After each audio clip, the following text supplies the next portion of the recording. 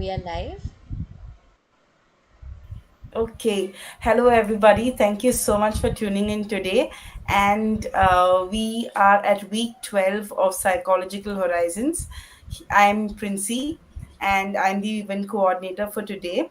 And let me tell you a little about Psychological Horizons. It is a platform created for anyone who is interested in the field of psychology and wants to step in and find their path in the variety of fields that we have. So this is done by meeting experts from different fields of psychology, and this week we are meeting clinical psychologists. So we have three panelists today and one moderator. So let me begin by introducing the moderator, Tendril Sendil Kumar. Hi, Tendril. Okay. Yes, she is a practicing psychological counselor and trainer with 4 years of experience. She has completed 2,000 hours of individual counseling psychotherapy sessions with children and adolescents, youth, and adults. She has conducted assessments for over 2,000 students. So, welcome, Tendril. Thank you. Hi, everybody. Hello. Okay, so next we have Anasuya Datta. She is a clinical psychologist and psychotherapist working in the field of mental health for the last 10 years. She has completed her MPhil from the Institute of Human Behavior and Allied Sciences, IHBAS, Delhi. After her master's, she has worked in the cognitive neurology unit of Apollo Hospital, Kolkata. She conducted neuropsychological assessments for geriatric and child clients. Anasuya primarily focuses on cognitive behavior therapy and is influenced by narrative, solution focused, and family therapy in her approach. She is also trauma informed and queer friendly in her work. She believes in creating an inclusive space for everyone, and that a safety and compassion is what drives change. She works with individuals above 18 years of age. Hi, Anasuya. Welcome. Hello. Thank you. We next have Simran. She is a licensed clinical psychologist with a deep interest in helping individuals and couples transform their repetitive, stuck emotions and feel more congruent within themselves. She specializes in emotion focused therapy and is actively involved in training and supervision rooted in the process or experiential approach. She uses movement, hooping, and spending time with animals as ways to feel more attuned to herself. Welcome, Simran. Thank you. And next we have Swati. Swati is an RCI registered clinical psychologist who has completed her MPhil in clinical psychology from National Institute of Mental Health and Neurosciences, NIMANS. She has worked as clinical psychologist under Dr. Sanjeev Jain in DBT funded project titled as Accelerating Program for Discovery in Brain Disorders Using Stem Cells. Uh, so thereafter, her areas of interest are depression, anxiety spectrum, child psychopathologies, postpartum complications, and personality disorders. She is a thorough follower of Rogerian approach and focuses on mindfulness-based cognitive behavior therapy and schema therapy. Welcome, Swati. It's nice to have all of you here, and it was great to get in touch with you all. We're waiting to hear from you, and I would like to pass the baton to Tendril to carry on the conversation. Thank you so much, Princey. And that was beautiful introductions to each one of our guests who are here. I think the introduction itself spoke about kind of their journey and where they are at the moment. So, out of my curiosity and this exploration, I would like to start by asking each one of you to briefly share your area of work, right, at the moment where you are, and what is the kind of work you do as a clinical psychologist, and with the multiple areas of interest you've all having in your profile. So the floor is open. Any of you can start.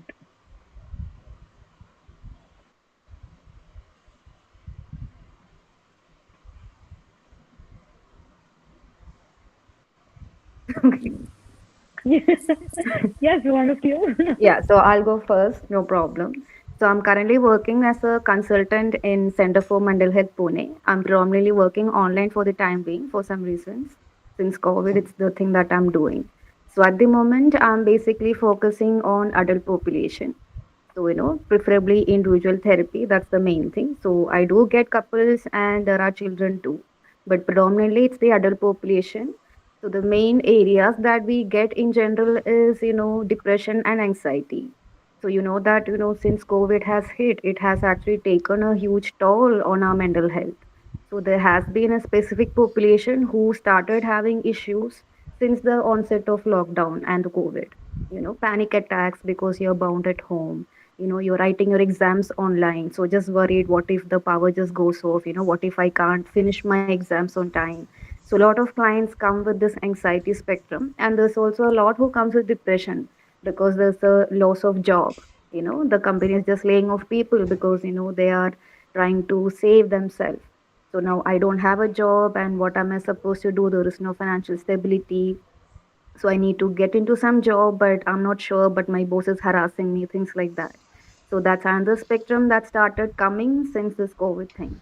So this has been mostly the population that we get, and there's this regular clinical population with depression, anxiety, psychotic symptoms, personality disorders. That goes on the other side. So to the major part, we do supportive work initially, then goes the CBT work, mindfulness work, then the other disorder specific works also we do. Of late, there are some clients where CBT doesn't work, then we do shift to schema therapy. That's another thing I have been focusing a lot of late. So this is pretty much what I have been doing, recently. And predominantly kids too, we mainly have been working with how to help the parents to, handle them being at home and, with the online work, the online classes and them stuck at home and, not wanting to be with the kids all the time because they have their own work to do. So it's a mess at home, things like that. So this is pretty much that I have been covering up. Thank you, Swati, for wonderfully sharing your area of work and giving so much clarity on what is happening there.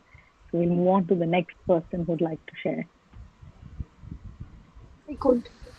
Yes. Simran, did you want to speak? Please go ahead. No, that's okay. You can go, go after you. Thank you. I live in Delhi. I work here. Since the pandemic, I went online, and yeah, I'm still more comfortable working online because things, yeah, they are still a little uncertain. I am practicing in two places. I have my own private practice, and I'm also associated with an organization called Visa, and I offer text support there. I really enjoy the work I do there too, because I was a huge texter, I still am, so it lends quite well. And it's very interesting to see, text therapy that, there are a lot of people who come to me for personal work. These are a lot of people who will not come to you for personal work. So this is sort of, it fills in this gap somewhere. The work I do, I will mostly say I see people like you and me. Although I'm a clinical psychologist, I'm not too fond of diagnosing, so I've moved away from that right now.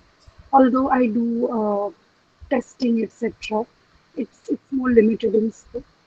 I mostly work with therapy and mostly work with change, and the way I see it, I help people get to the lives they want to live in from whatever it is that's stopping them from being there.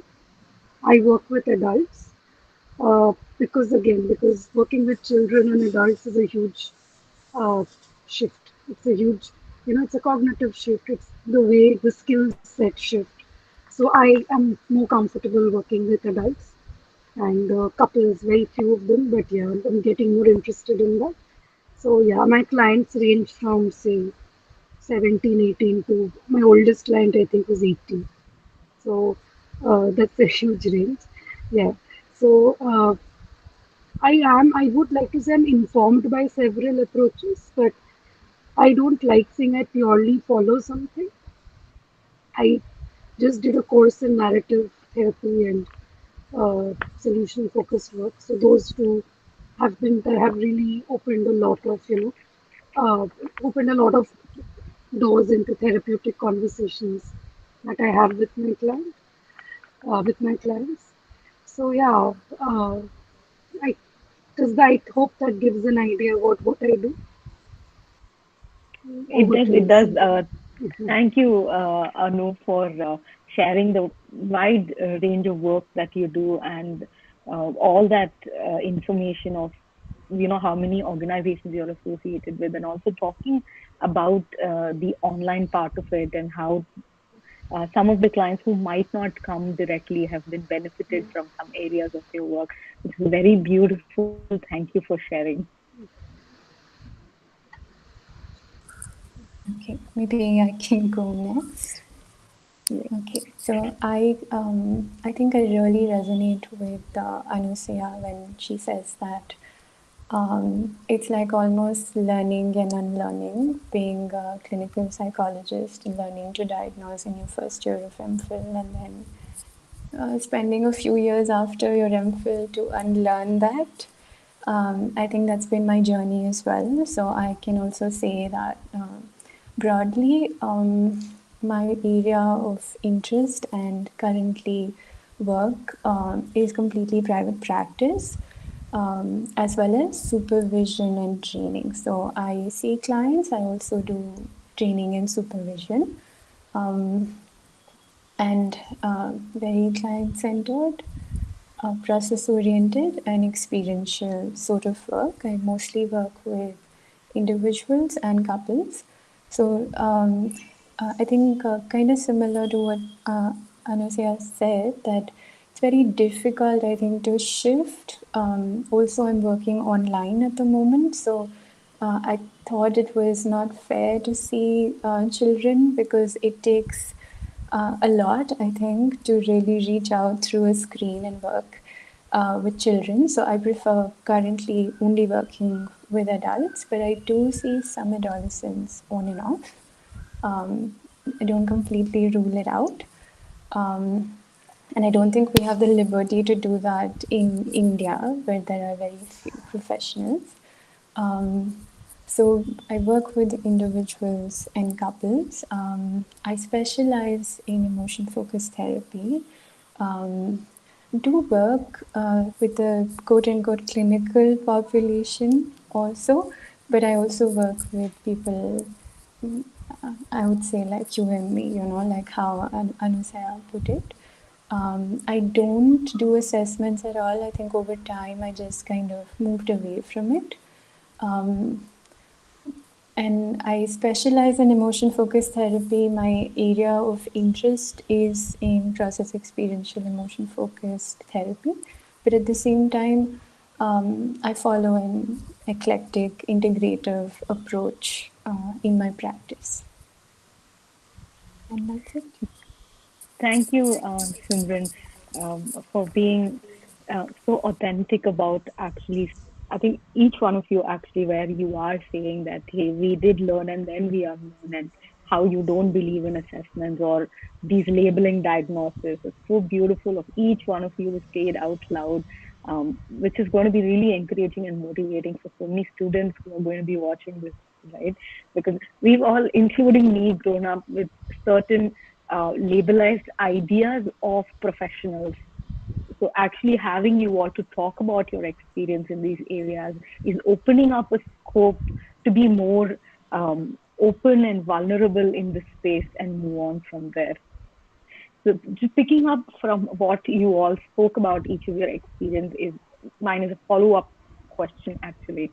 So all of you are working with both clinical and non-clinical population at the moment, and um, after your master's degree that specializes in clinical, right? Each of you have your own specializations, which are also multiple specializations.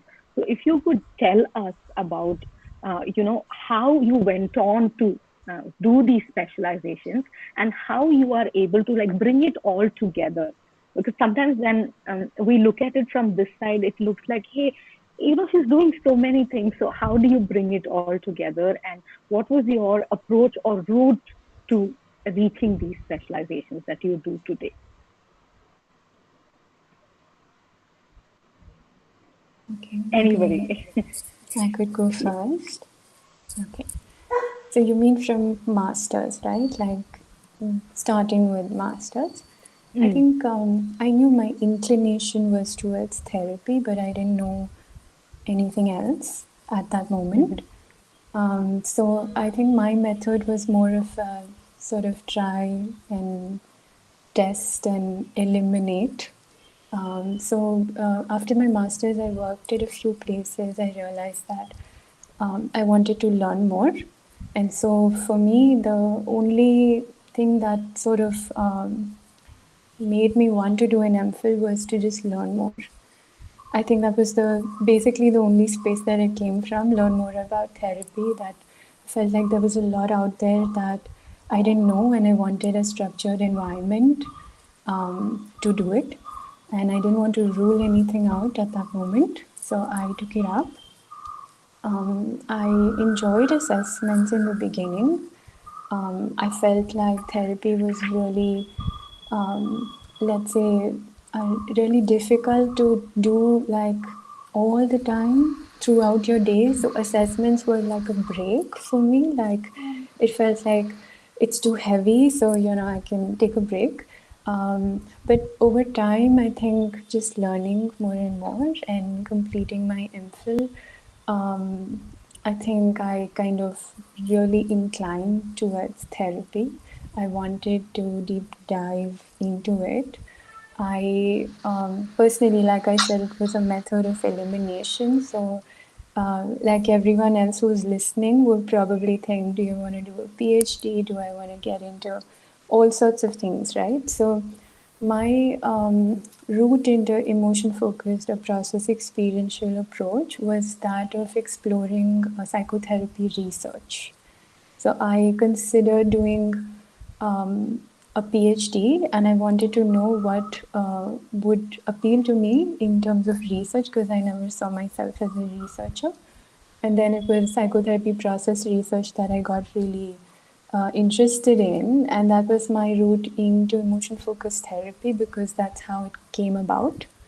That it was studied as what really caused change in a psychotherapy setup, and that's how they came up with the entire approach. So then, what I did was after my MPhil, I took some time to train further with Dr. Leslie Greenberg.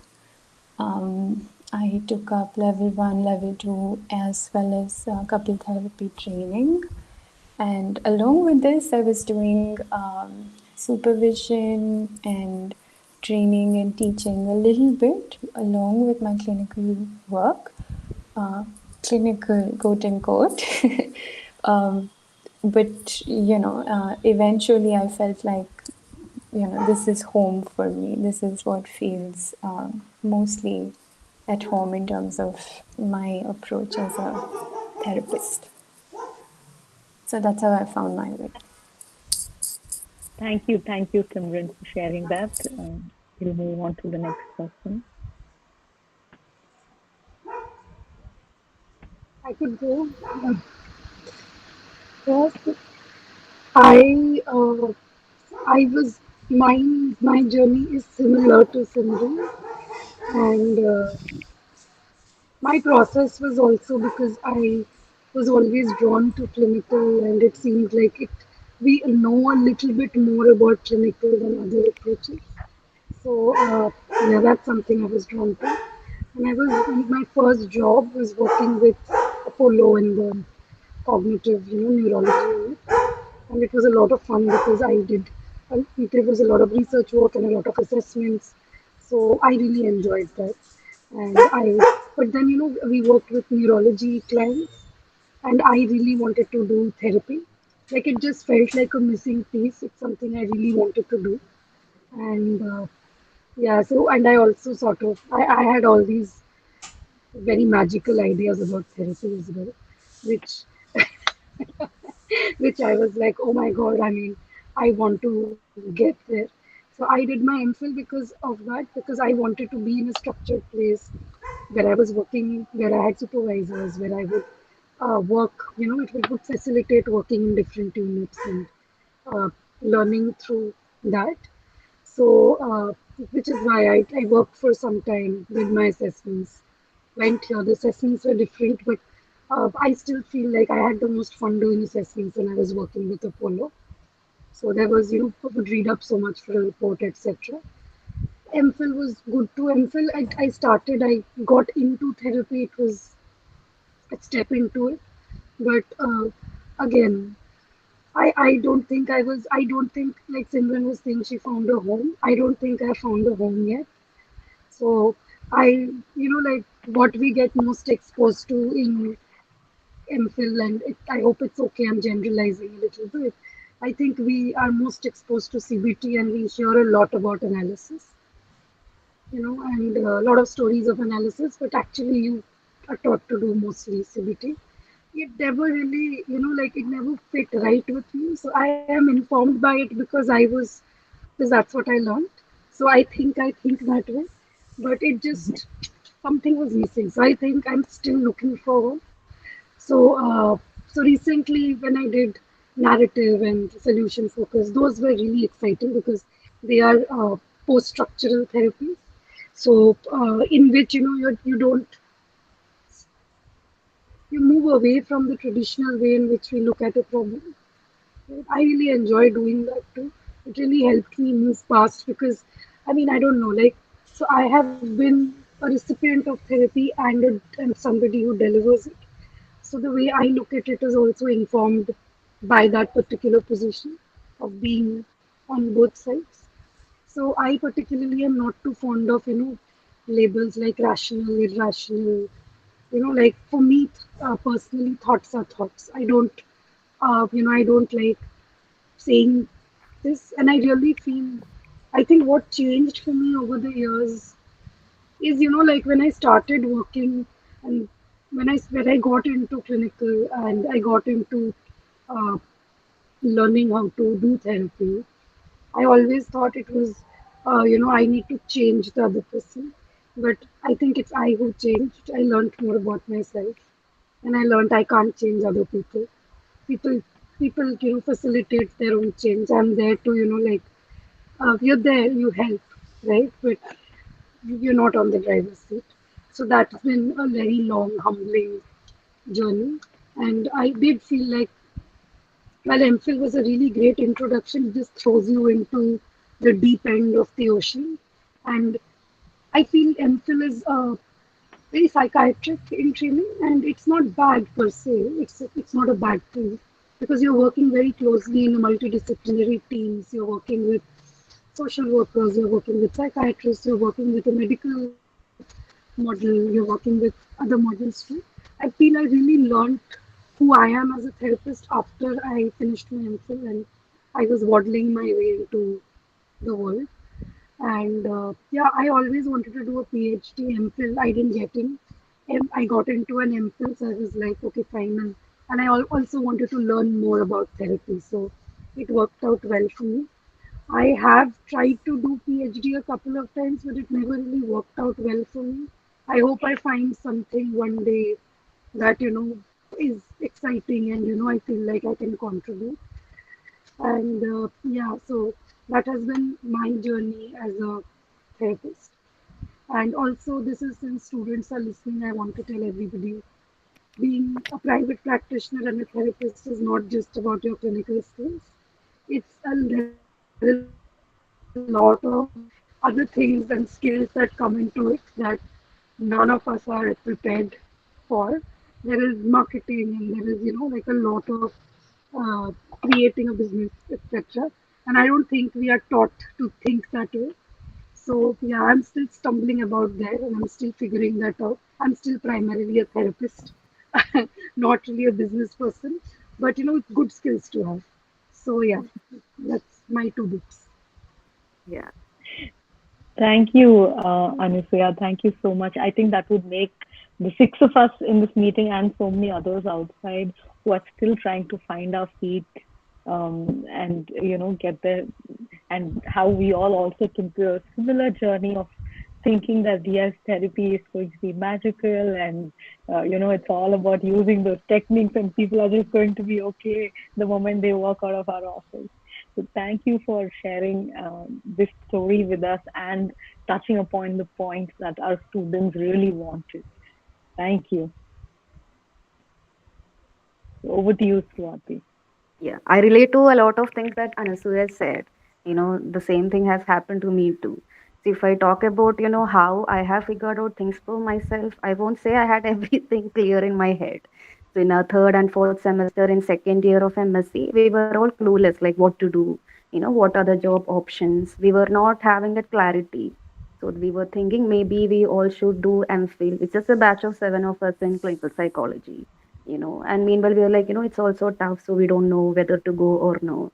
I was also not sure because I know the kind of learning that we have is not enough. There's a lot more to learn. That was very much, clear. That is there. But whether we have that capability to, go through the stuff again, because it's going to be even more tough when you go for your higher education. That's a general idea that we got. So I was actually in a 50-50 mindset, and I would say it's Brother George, our director, then he was the one who pushed me. And when my parents came, he's like, why can't she just write? Just ask her to write the entrance. So till then, I was convincing my parents that it's going to be a lot of difficult thing. It's mental torture. We are going to be suffering, so it's better not to do that. So I had reached that stage. So he just gave that final push. So they were like totally against me. They're like, why can't you write? So that's the only reason I finally gave my entrance. So luckily, I would say, I got into MPhil, but I think that's the time I actually realized this is what I wanted to do. Because this is where you're actually coming in contact with people who are helpless in need, who are fragile, who are vulnerable. Yeah, where they are put into a certain stage where they're not the reason behind it at all. It's the life or the situations or the experiences. Someday seeing that, you are also helping them to be their better version. That's the most beautiful thing that we could actually experience during MPhil. Fortunately, I would say I had a lot of cases which was actually, really helping me to learn a lot. So that's one thing that made me, actually have this attachment for this particular field. That's one thing. Till then, I'm like, yeah, there is stress. I don't know what to do. There are days, where you're not eating and sleeping and things like that. So ultimately, when you see them turning into their better self, where you see the family being happy, the person being happy, they're being more confident, things like that. This do have an impact on you. And the more you learn, that's also like Anasia said, you learn a lot more about yourself. You think you know about everything about you by the time you just do your bachelor. It's not. You learn more when you do your MSc, all the projective techniques, this and that. You get to know a lot. That's one thing. Yeah, we had a few discoveries and we were like, that's not us. So finally, our, teacher is like, that's true. This is the thing exactly. So it takes time. And when you go to MPhil, that's where you have more bigger revelations, like you're able to deal with your own issues a lot better. Like, I'm not going to hide that everyone has their own personal struggles, right? So that's always there. It some way makes you to be this person who knows to handle themselves better. You're going to be your own better versions with regard to a lot of things. Then you're going to help someone else too. So it's actually going to be a journey where there's a lot of self discovery and self growth. Then you are going to be, learning to be a better therapist. And I won't say we can just say, the MPhil itself is enough. Yeah, now it's done. You can settle into your work. I'll never say that. Even if you see someone who has done their PhD, they would never say this is enough, because this field is where, you can learn everything every single day. You see your consultant professors who still are, breaking their head over some new cases which is too difficult, or, the first time they see. Like we had that experience where the professor says, I haven't seen such a case in my entire professional life, the first time. So literally breaking her head over that. You see that, so this is a field where there's always challenges thrown at you. And in a way, it's a good thing that you will always be preparing to beat that thing, and always meanwhile aware that you have your boundaries too, because you are not going to be that person who's an expert in their 60s. You are going to be someone who is much more lesser than that. That's a reality. And the whole experience also teaches you to be more humble, to remain humble, because you're not the one who knows everything. I can read everyone's mind. That's not the case. You get different clients and you don't know what's going to happen. There are times you are able to help them, like you say, the magical change in people. To be very honest, I would say I had seen that in my work. I literally seen that a few times, but there are times where you literally, exhaust yourself and you go and don't get to see anything and you start to have burnout, things like that. So it's actually a spectrum. Yeah, so it also teaches you a lot and ultimately which area you want to focus. I think for me that happened during my MPhil practice. Like you have your exposure to child therapies and adolescent, then adults, then even, behavior therapy, all specializations. So depending on how your experience is there, I think that's something that helps you to have more clarity. So personally, I had better experience with child and also had more clients with postpartum and also with regard to some, adults in depression, anxiety. I could see that, I'm able to contribute there more. That's the population that I had to work on. So somewhere I have the inclination towards the same. And like Anasuya said, I'm also trying for my PhD. Like just MPhil is happened, so let's see what happens next. I won't say, you can settle with this. So to students who are doing their, second year, I would say if you don't have things clear in your head, it's okay. Because I have had days where we're like, literally thinking I should have everything figured out now. That doesn't happen. It takes time. You can even go for an internship to see whether you like this particular field. Or you can even, just try do a job and see, whether you're comfortable with that. Ultimately, you're going to see that there is this one thing that's going to give you this satisfaction or there is this something that's still missing, I'm not getting that. That's the thing that's helped you to finally discover what you like. So ultimately at this moment I'm mostly focused into therapy, but I would say this is one thing that actually gives you that satisfaction, I'm doing something, I'm contributing something, because you do see clients even over years, and that day comes when you finally terminate and you just tell them how things were from the beginning, how much things we have covered, and how well you have progressed and you have evolved into your better self. It's actually a great thing to see.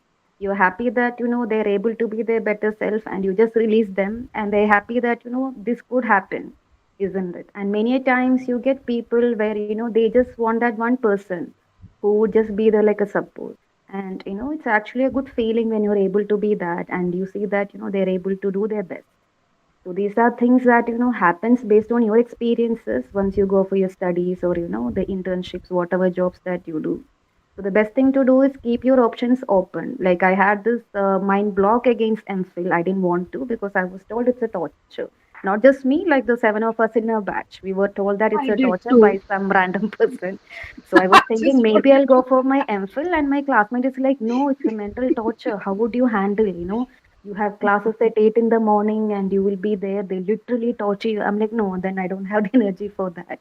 So that's not actually true. So it's ultimately, you trying out things and seeing what you want to do, and you get the satisfaction of what you do. You know that you're contributing something there, isn't it? So that's the thing that matters. It's not a race. Everyone has their own timeline. That's the best thing to remember. And our field is especially the same. You can't expect us to be settled with education at 23. Never. You'll be in your studies in your 30s too. You can't compare yourself with someone who's doing their engineering, settled in life completely in their 30s.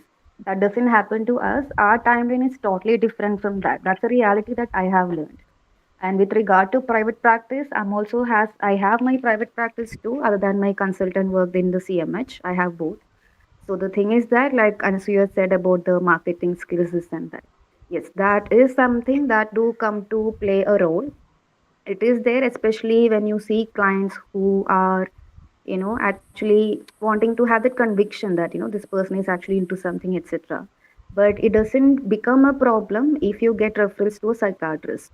So many times how psychiatrist refers cases to you, it depends on how well you are with your clients. So depending on how the client is improving, they may refer or they may not. That's a reality. So if you are, having more marketing skills and, knowing those things about how to run your private practice successfully, that is also an element that's going to help. Yeah, I won't say even I know that a lot because mine is only 50-50. So this is something that we'll have to figure out. There are people who actually, collaborate with others. So they take care of the business aspect and you just do your work. So that sort of a thing is also there. So it's ultimately what you want to do, whether you want to run it like a business where you can earn, or what else is your focus, what is your ethical standards. You want to charge so much because you have this degree, so you can just sell that literally, Do you want to be that person, or you want to be that person who is going to be having more ethical standards and more humane? It's a choice to make. Accordingly, it's going to be, having things for you. That's the way it is. So this is what I have learned from my own journey. Amazing. Thank you, Swati, for that super elaborate answer, which kind of covered many things I wanted to ask as follow up. You've Okay. already touched upon it, so thank you. Um, Yet I do have more follow up questions. This is getting more interesting as many things are coming out. Yes, Anu. I was hearing Swati and I wanted to add something. I tend to ramble. So please stop me if I am taking up too much time. So then, yeah, then I'll shut up and you can go on. When I was hearing about MPhil, I completely agree. I had heard MPhil students had dark Yes. circles and they didn't sleep. So I was petrified of MPhil.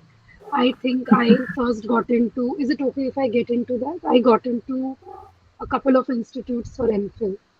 And I started out, I didn't get into NIMHANS, which was my dream institute. So I got into Central Institute of Psychiatry. I don't know if any Yeah, of you have heard CIP of it. It's Ranchi. in Ranchi. It was awful, awful, awful, awful. And I left in 13 days. Then I joined IBHAS and it was better.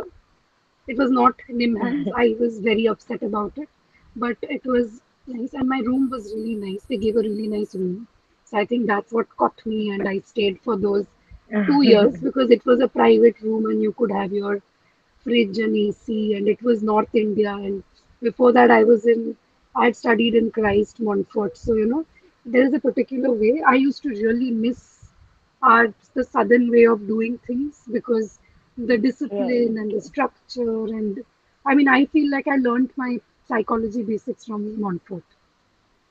The case Right. conferences. I Anu, mean, I am so oh, I'm sorry going on to and on, aren't no, I? Go on. pause you Yes, here. No, we will get to these details when we reach the audience questions sure, section. I have a sure, couple sure. more questions that I want to ask so you can share further on it. Really sorry. Um, No, please, so moving on, summarizing the earlier points that each of you had said about how the trial and error method or going into MPhil and learning more, where you take that kind of journey to know where you want to be, right? Like reach your area of interest or the kind of work you do.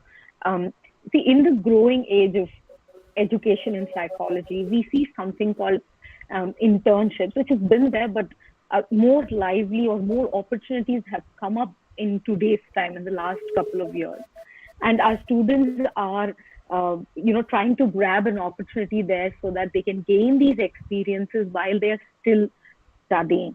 So my question to you here is, when a student is wanting to experience, areas of clinical psychology, right? Any specialization out of that, or even an idea of it, what are some of the things that they should expect or should know before getting into any internship?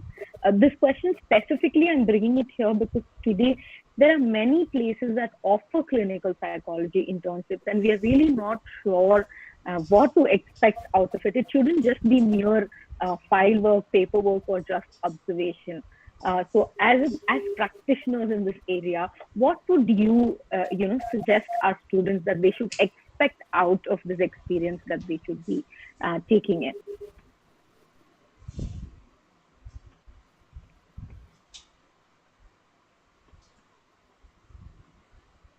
Swati, would you like to start? Yeah, I don't mind. So I would say it's basically depends on the kind of place that you choose to go, be it a hospital or a private clinic, wherever it is, there's a scope for internship. So it kind of gives you the exposure as to the kind of population you'll be dealing with, what are the ethics you have to keep in mind. There are times when we do get, people doing their internship. So they do sit with us during therapy. So the thing is that, Mm-hmm. many a times they don't know how to behave there. The client's file is there. So they may just, read the thing in front of the client and the client may not like things like that. So how to be this person who is observant and gentle and sensitive, things like that. How you deal with your clients, that's more important. They learn that. And it also gives you the exposure What are the demands, the requirements of this particular field that you are planning to go into, and what are also going to be the challenges, and are you okay to be doing that? Because internship is for a shorter period, isn't it? So that gives you the kind of, trial exposure. So this is what you are going to have for, another 2 years. Or if you're going to be into this, particular field, it's going to be the same for years and years. So this is something that I want. So since it's for a short period, you can take the decision and either move forward or just, drop the entire thing. So that's, I think, it's going to be. If not, you should have the clarity. Yes, this is the only thing I want. I do, hear people saying that I want only this. I have made up my mind. These are people who are actually lucky, but it doesn't happen to everyone that way, especially during our masters. So doing some internships at some places, or even I have a classmate who has done her 6 months program in enhance in BT behavior therapy unit.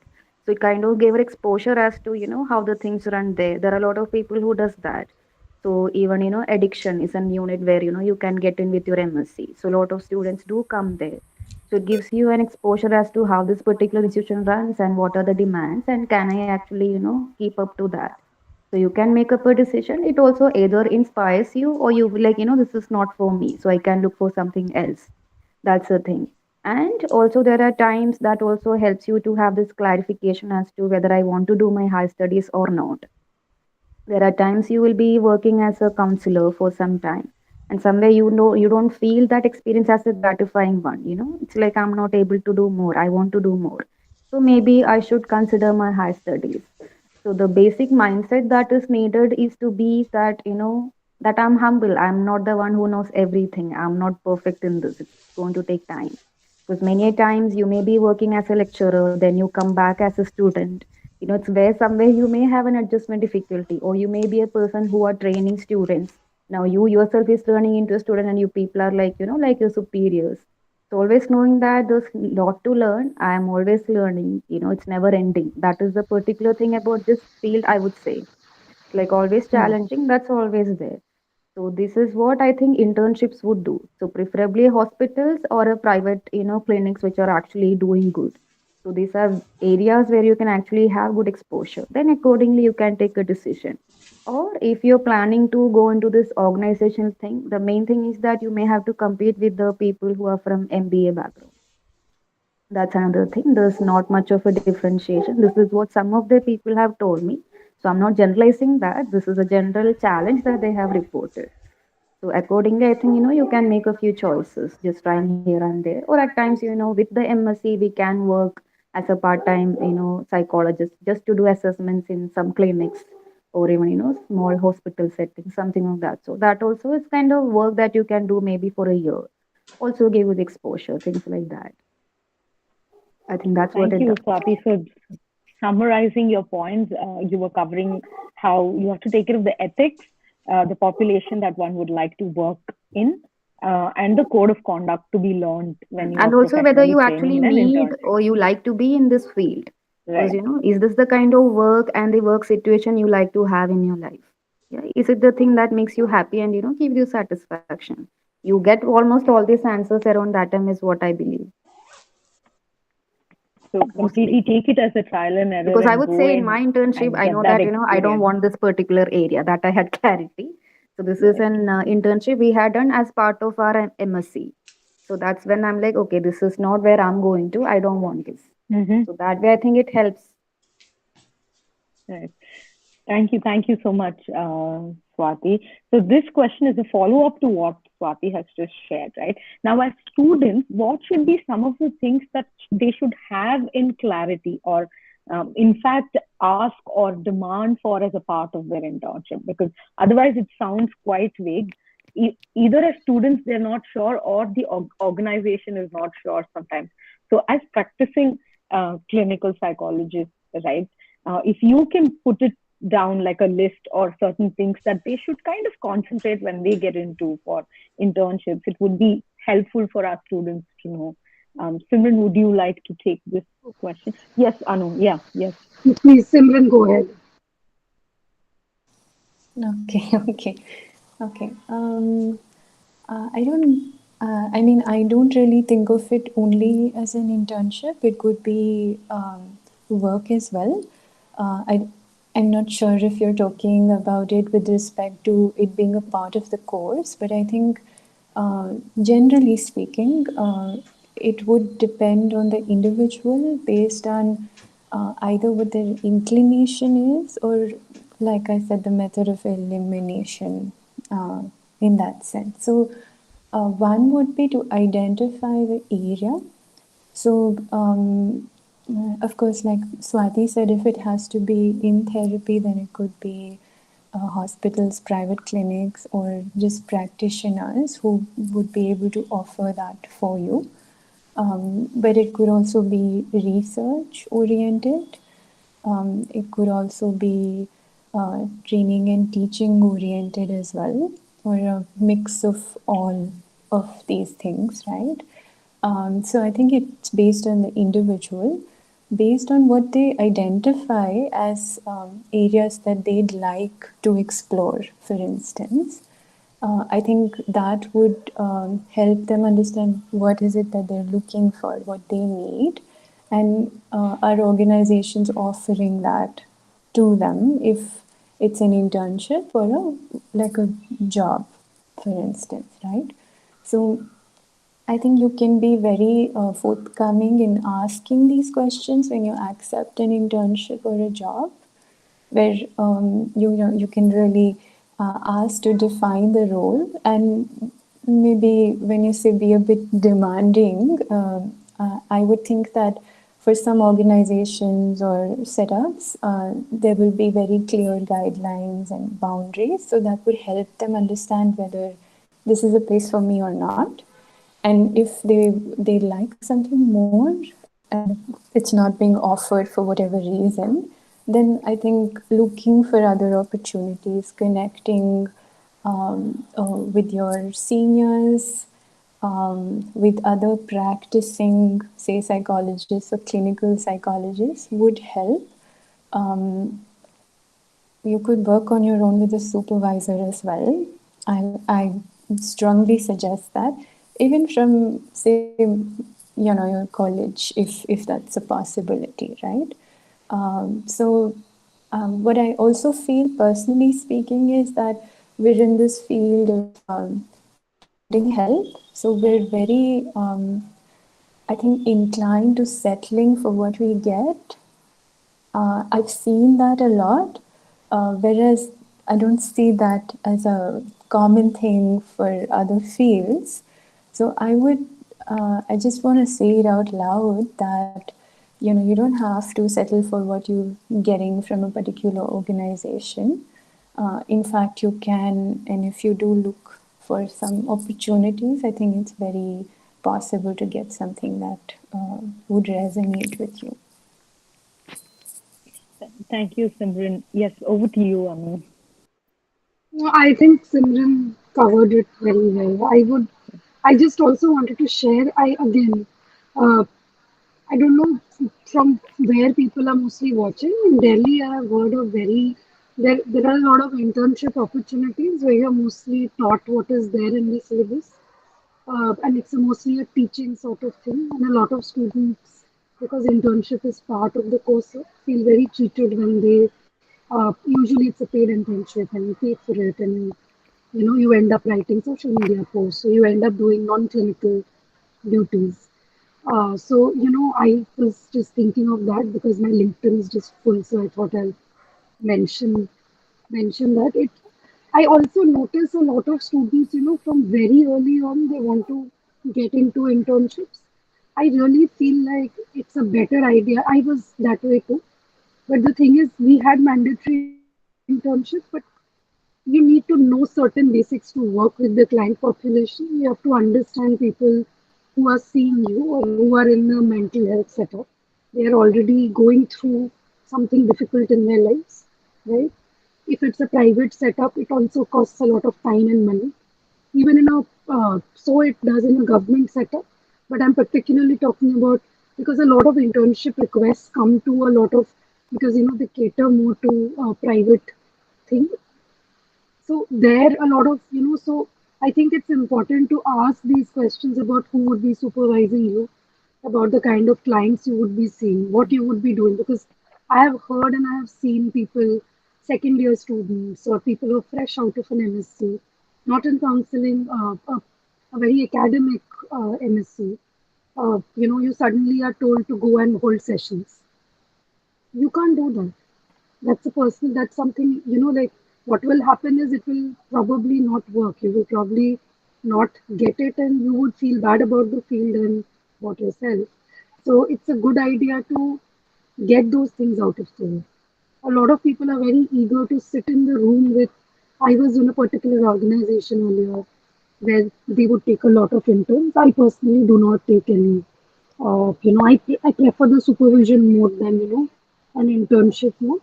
So, in that, a lot of people would want to sit in with the therapy session. And I Yeah. remember that's a very common request. I don't allow that. I personally feel like if I am, because as I was saying, I'm also a consumer of therapy as well as being a provider. As a consumer of therapy, I don't want somebody else in the room. I get that, you want to learn, etc., but that's not the client's job to provide that for Hmm. you. So I think I do strongly suggest begin with personal therapy for yourself. Go through the process, find a therapist you like, see what it's like being on the other side. And then once you are in a place where, an internship and in our field, you need to learn some basics before you interact with clients. Talking to clients is not equivalent to therapy. A person improving after talking to you doesn't make you a therapist, definitely not a good therapist. So these are things that you need to be aware of, because the less you know, the more you fall for these things, because you will meet people who will feel better after speaking to you, right? It's important for you to be aware of your ethics and be aware of what you should be doing. And again, coming back to Montfort, I mean, I keep coming back. Ethics was something that was drilled into our heads. Sometimes I'm like, why? I can hear Shrita and I can hear speaking in my ear about, your ethical duty, doing this, not doing that. But, like in the real world, I see why it's so important to, not get carried away. And yeah, I do feel like just doing an internship for the sake of it is a bad idea. There is no shortcut. If you will not get to it quickly, I personally feel mentoring from one person really helps. uh, you know, that's why I went into MPhil too, because you have other mentors and you can get that sort of exposure. If you don't want to do an MPhil, get a supervisor, work there. It won't be an easy way where you enter an internship and come out of it knowing things. It's a very brief little bit of exposure Hmm. of how things work. So yeah, that's what I think. Wonderfully articulated for us to understand. Anu, thank you so much for putting it all together. Actually, again, answering many questions that kept popping in my head as well. We have reached to almost 1 hour of this discussion. It didn't feel that way at all, and I still have many more questions. But keeping time in mind, I'm going to summarize all the points that you had put out, so that we can take the next couple of minutes for questions from our audience. So I will summarize, and then if you think there are any points that I missed out or you want to add, please feel free to pitch in. So I'm going to start from how you all started very beautifully in talking about learning and unlearning in this entire process, right? As many years as we remain in this profession, we're going to be learning new things every single day, and every client is a new experience, and every time there is a smile on the other side, it motivates us to stay here. And the beautiful comparison that was made in saying how we are unlike other professionals who might just settle down in a certain age. We have a lot more to learn and a lot more to contribute in this beautiful field, and nothing like it to stress on ethics and on supervision, right? Keeping both of that in mind and our code of conduct as professionals. So it's very, very important that wherever we are practicing, we stay there with that ethics and also constantly keep ourselves in supervision, so we make sure what we are providing to our clients is in the right place. And another very beautiful point was about networking, right? How you get your clients. So there is associating yourself with organization, then there is also a part where you work from as an individual practitioner. We did have one of our weeks completely concentrating on individual practice. So for students who want to go and see that, I think you should go and watch that video as well. So if you plan to be an independent practitioner, then do get in touch with your seniors, juniors, your supervisors, so you network pretty well and you're still there in the field. Then, of course, the I think in the area of specialization and scope as well, you spoke about how, with every experience, you have moved to the area that you're working at the moment. So, working with multiple organizations to gain the knowledge, interest, and also having your own practice to put out your knowledge and experience out there. So, I think I kind of covered most of the points. Is there anything that you all want to add in here? I think I do. Yeah, I really feel Uh-huh. like what Swati said, it's not a short journey, it's a long one. And when I started out, I don't think I realized what that means because when you are 20, 30 doesn't seem that, like 30 doesn't seem real. It feels like, time, there is time I'll learn. It is real. There is, And I the wish challenge is somebody when you had have to told convince me. others, they're Yes. just going to compare you. So you have to No, and somehow I like also show Yeah. had them to this is convince different. myself, and there was a lot of, like, I had a lot of, like, for me, I personally felt like I didn't realize I had financial goals. I only realized when I had no savings and I could see other people doing things. I'm like, oh my God, this is what it means to, like, wait. So, point is, I really, really feel if I could give my 2 pennies to be aware of it because when you see me, when you see the other people, we have been here for a long time. I have had my years of struggle. I'll be happy to share that in a different podcast someday. But but the point is that's something that is going to be part of your journey. And the Exactly. struggle will get easier and harder based on your expectations. If you expect it's going to be quick, if you expect that time will just pass through, there will be a lot of missing out that you might be doing. It is a long game. It is something that takes time to settle, and it's going to be very challenging at times. So I think you should also know yourself and what how much you can handle before you Yeah. get into this. So that's something I would very strongly urge people to think of. I totally relate Thank to you what for that. Anasuya is saying. It's actually a challenge when you start off. You don't know what actually works for you when you are in a private practitioner. Mm. So you have to literally have, certain challenges where you are like, okay, I was not expecting this. So the thing that actually works for you is to be flexible. Holding on to something rigidly doesn't actually help. So that's not something that I have learned. Being flexible with certain things, because it's always a topic for discussion, what we have been taught and what actually works when you're put into the real world. There's always a lot of discrepancy. That's reality. So that will hit you really hard when you start your private practice. So once you're mentally prepared, it's going to take time. It's not like I can be, on my top game initially. Then you're more or less able to handle that.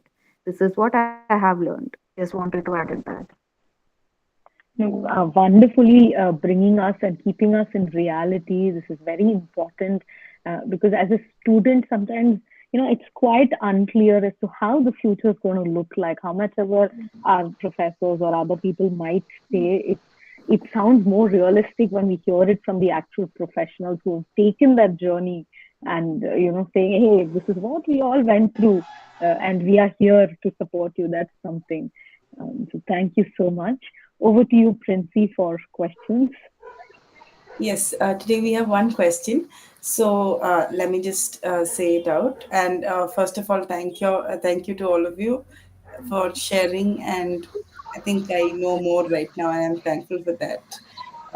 So, the question that we have is, what are some of the key areas to distinguish a clinical approach from a counseling approach?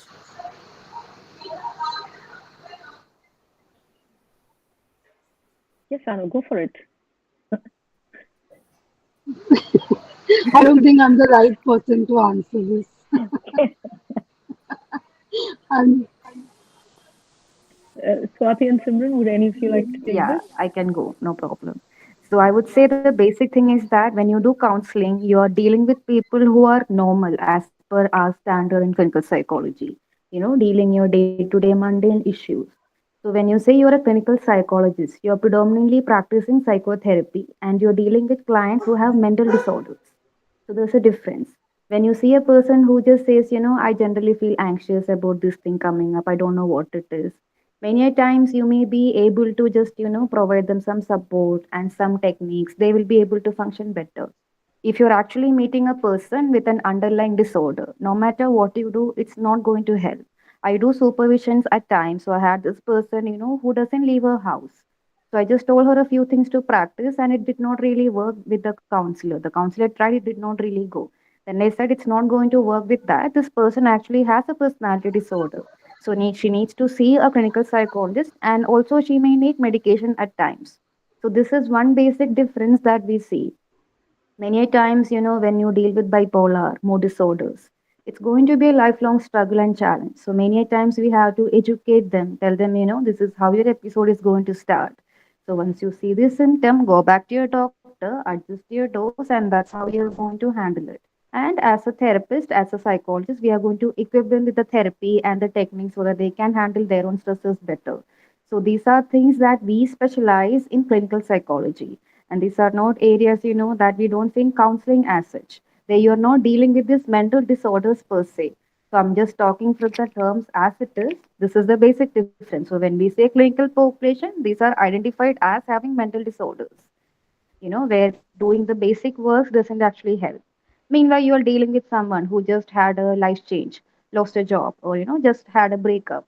So the person who has been generally doing well from childhood, someone who is extrovert and generally doing well, friendly, social, everything. So maybe a counseling session or a few sessions of counseling may help them. But when you see or deal with a person who needs psychotherapy, this is where you generally see a vulnerability starting from their childhood, how they have the experiences, the kind of things that they go through, and maybe the genetic loading that they carry from their family members. Many a times, you become more vulnerable to it if you have family members who have illness. I'm talking more on this because I've specially worked on this particular area. We do deal with, clients where there are family members in four generations too who had mental illness.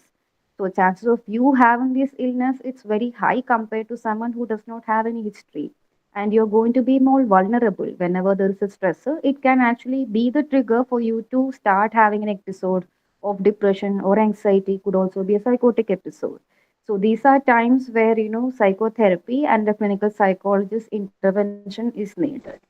And most importantly, we wouldn't say, we work independently completely. That's absolutely wrong to say. It's important to always look at the multimodal of intervention. There are times you have to focus and tell them you need medication. You get a client who is so, cooperative, does everything that you say, still doesn't go. So many sessions, she says, my sadness is still the same. It doesn't go away. Then I can't be this overconfident person and tell her, like, it's okay, we will work it out. It doesn't happen so. This is where I'm getting the indication she would need medical help. So I have to convince her that medication is also need to be considered. If they're against it, I have to educate her on that. And if the family says we don't want our daughter to take medication, we will be doing the psychoeducation with them that your daughter needs that. It's important. So this is the multimodal approach that we do. And there are times when we get clients in depression. Despite the medication, despite the therapy, they don't get better. They're still, in the same phase. Every day they have the same issue. There are still the fluctuations, crying spells. They can't do things. They're not able to push themselves. So this is where there is something that's maintaining it. So that time we do work with the family. We do educate them. We work on the dynamics, things like that. So we do look at this multimodal intervention, and many a times it's important to collaborate with the doctor. I would say I never shied away from, telling my clients to take medication. I do tell them initially, let's wait for a few sessions. Many a times we may not need it. Sometimes, despite them being this ideal client, doing everything, still we see no change. Then we're like, yes, maybe it would be helpful. You could try. So that's the thing that we basically do. So the basic difference is that we do work with clinical population, people with mental disorders. So that's the difference that is there. So the whole, theoretical approach or the background that you have for this, it's entirely different. So this is what I have personally observed, and this is what we have been taught.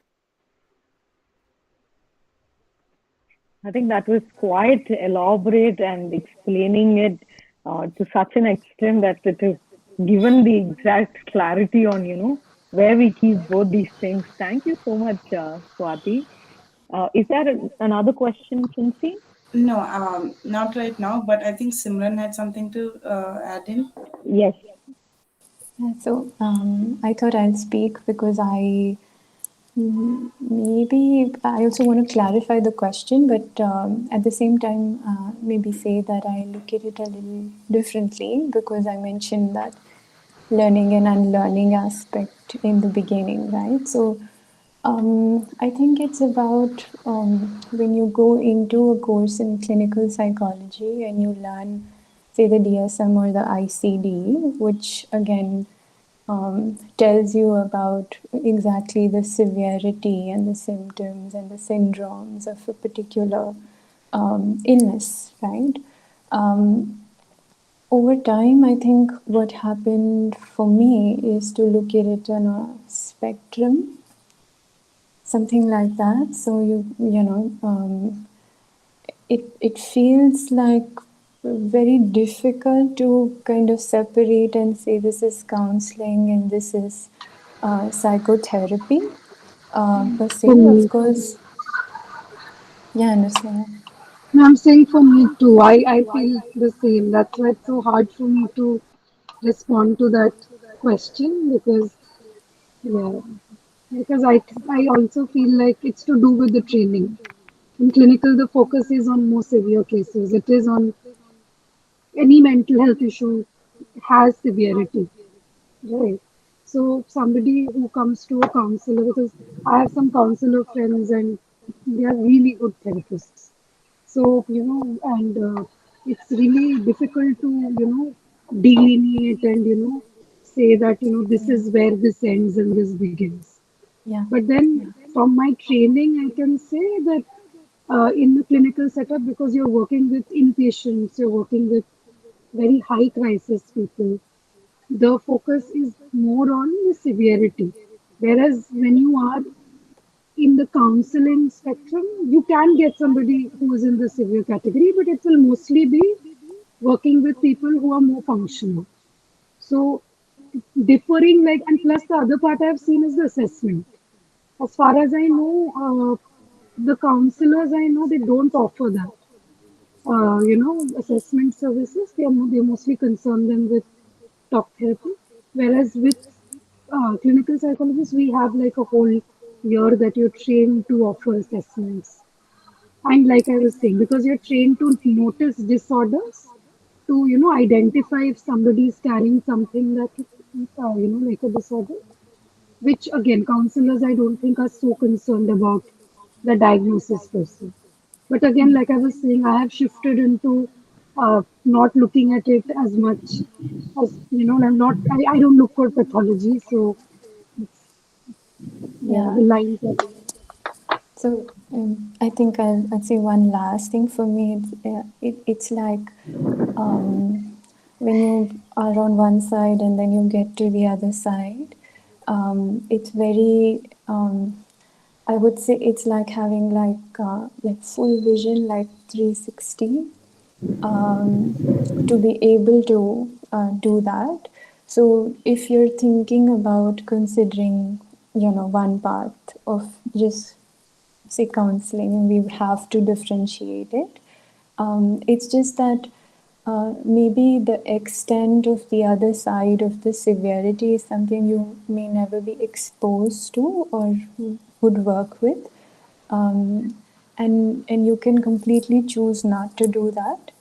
But at the same time, going to that extent and having that experience maybe will also help you on either side, right? And that's probably my own experience of what happened to me. And that's all. I think these perspectives open up a lot of thinking for each one of us, as in how we can't completely define and label it into a couple of things. It's always going to be different for different professionals. And like I said again, it opens a space for us to think. Um, Thank you, each one of you who've come here and who've, spent this time to share your experience, your perspectives and thoughts with each one of us. And I'm grateful to this universe to have brought us all together over here. And, and I always say this, thank you that universe did not bring in a glitch electronically to any of us throughout this time where we were able to contribute what we wanted to, right? Yeah, yes. So I'm really thankful for that. And thank you to the Montfort Alumni Association that's working so hard to bring all of this together and bring us all together. So thank you, each one of you. Thank you, Tendril. I'm Thank glad. you for taking this up. Thank you, everybody. And it was lovely listening to all of you. And Swati, you did mention you wanted to leave by Yeah. 7:15. You can drop off call. I will just conclude with some announcements. Mhm. So, Yeah. yes, it was a lovely session Thank today. you. Okay, thank you, Swati. See you. Bye. Thank Yeah. you for joining in.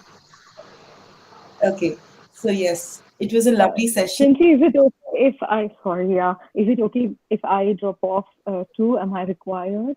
Okay, okay, you can. It's fine.